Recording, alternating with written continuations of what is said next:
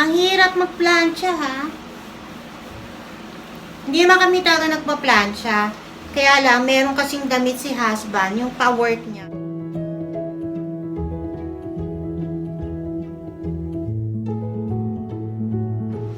Na kailangan naman medyo ito yung sa sa Starbucks work niya. Kasi sa panghapon, sa warehouse naman, hindi naman kailangan ng kahit pa sira-sira ang isuot mo. Yan. Hindi po ako magaling magplansya. Ayoko din po nang nagpa-plansya. Hindi rin ako sanay magplansya. Pero syempre, pag nag-asawa ka, kailangan alam mo lahat yun. Yan. Lalo na sa abroad, wala namang taga-plansya at taga-laba. Sa bagay, laba, madali lang yun. Hala, nagbukas na siya. O, pindutin mo na, okay na yun. Hindi, okay lang. Na, okay na. Hindi pa naman nagagamay, bubuk ako lang. Ano naman. Pakipindot na lang yung power na. Ako pa rin. Hindi ako haharang sa Alipin po ako ngayon. Hindi ako haharang sa video mo. Maglalaba, magpa-plancha, magluluto, maglilinis ng bahay. Ako naglaba. Ay, siya pala naglaba. Nakalimutan mo. Paki-online. Naglampaso. Ha? Tagapindot. Abot mo sa akin keyboard. Ano? Taga-abot daw ng keyboard.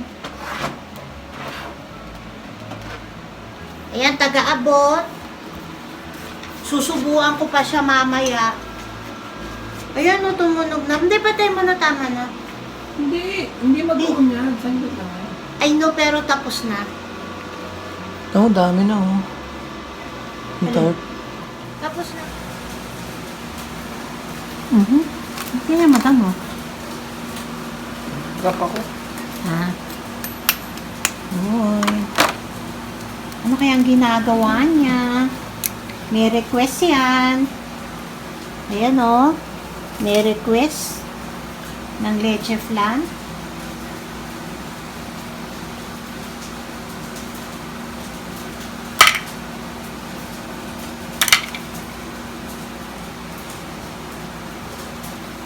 Wow. Pulido. Ako naman, nagtututong ng pansit bihon.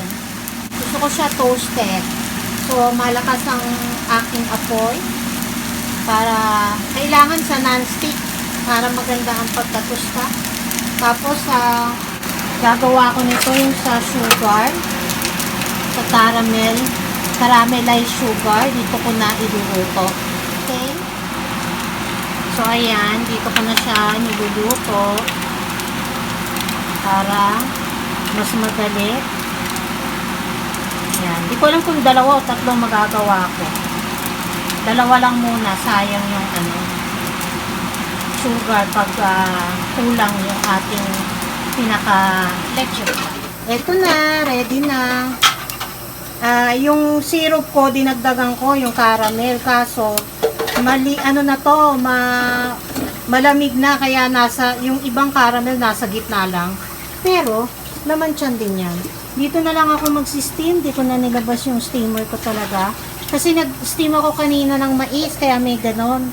So, okay lang yan. Lalagyan lang to ng foil. Tapos, pwede na. Tapos, eto yung aking pansit na tinutusta. Hindi ako talaga naglalagay ng gulay kapag ganyang natutusta kasi masusunog po yung gulay. Yan, eto na. After 30 minutes, dapat nagbo-boil na siya bago kayo mag-time. So, 30 minutes, tingnan nyo kapag yung knife, yung tip ng knife, pag nilubog nyo ay clear na siya. So, luto na yan. Okay? Yung isa na iwan pa, hintayin ko na muna ito matapos kasi kung steamer, kasya to. Pero ito kasi ginamit ko. Okay lang. No rush. Yan, tignan na natin kasi 30 minutes na. Buksan natin ang isa.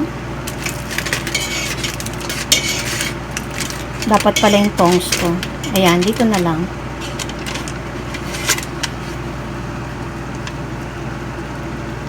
Ayun oh. Diba? Wala na sumasama. Ayan oh. Ulitin natin. Wala pala sa camera. So, okay na. Pwede na yan. Ito namang isang ating gagawin.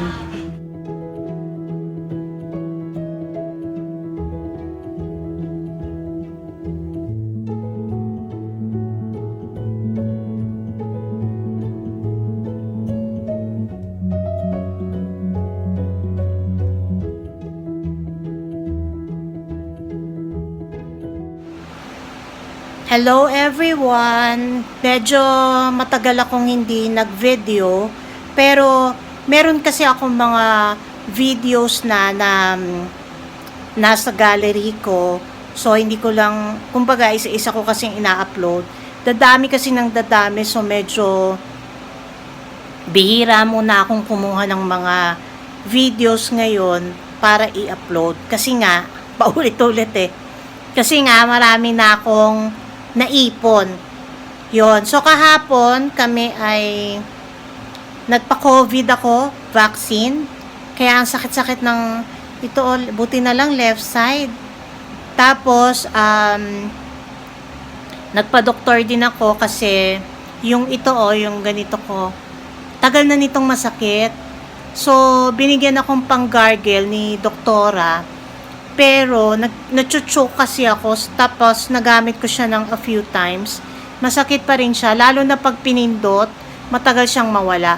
So, binigyan niya ako ng test, parang x-ray, pero may iinumin daw ako bago ako i-x-ray. Ang problema, they said na, Diyos ko, ang buhok. They said na, yung may papainom muna sa akin. So, we need, kumbaga, kailangan 12 hours fasting. Eh, diba, sabi nga, diabetic ka ba? Oo, paano yun? Minsan biglang bumababa yung sugar ko. So, ang gagawin is, sabi niya, pag talagang hindi mo kaya yung 12 hours, tumawag ka na lang para i-reschedule. Eh, my goodness, January 10 pa ang akin nakuha kasi hindi naman daw lahat ng tawag dito, hindi lahat ng nag-e-x-ray ay may ganong klase. So, ilan lang sila. Kaya, well, hopefully, kaya ko yung 12 hours. Kakain na lang ako ng marami. So, eto, kahapon, dumaan lang ako ng grocery kasi malapit dun sa doktor ko yung, yung grocery na pinuntahan ko. Ito, pumili ako ng Hindi naman talaga ako nag-grocery pa kasi marami pa rin dito, laman. Tapos, by Saturday ay magsi-seafood city kami. Oh, di ba? Ito, gusto namin to yung dark chocolate na wafers. Yan. Gusto namin yan. So, ay parang 2 for something. Hindi ko na matandaan kung 2 for 8. Ang niya. Tapos, bumili ako. Dumaan din ako ng Walmart. Bumili ako to organic bananas. And then, meron din akong 2 pomelo. 2 for 5 naman yon. So, parang yun lang naman yung binili ko. May konti pa pero nasa ref na kasi. Bumili rin ako ng bread. Tapos, wala akong biniling meat kasi may laman pa yung freezer. Mag-grocery nga ako sa Saturday. So, eto ang ginagawa ko ngayon. Yan, naglabas ako ng shrimp. Magluluto ako maya-maya. May tira pa rin kaming puso ng saging. Nagsasaing na ako. Ay, tapos na pala. Tapos, ito binili ko kahapon. Japanese sweet potato. Bali, ni-steam ko lang siya para yung merienda ba. Yun.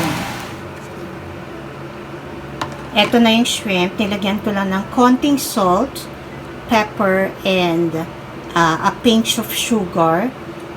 Tapos, usually, ito kasi pag gumagamit ako ng tempura butter, nilalagyan ko lang to ng water. But nothing else, pati dito sa mga shrimp. But, wala, try ko lang. And since I have lots of egg whites, dahil ako nga ay leche flan, lalagyan ko to. Diba?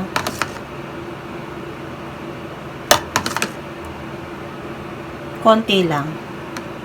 Tapos, pwede siyang lagyan ng konting rice wine para lang dun sa lansa. Ayun. Tapos, gagamitin ko pa rin to mamaya bago iprito. Titingnan ko lang kung anong mangyayari. Okay, imimix ko na ha. Tapos, eto yung, yung aking kamote. Okay na. Ang tamis-tamis kasi ito ay Japanese sweet potato. My favorite. Eto na. Nakaluto na ako. Parang kamaron, rebusado. Para lang. Ayan. Tapos with ketchup. Kakain na kami.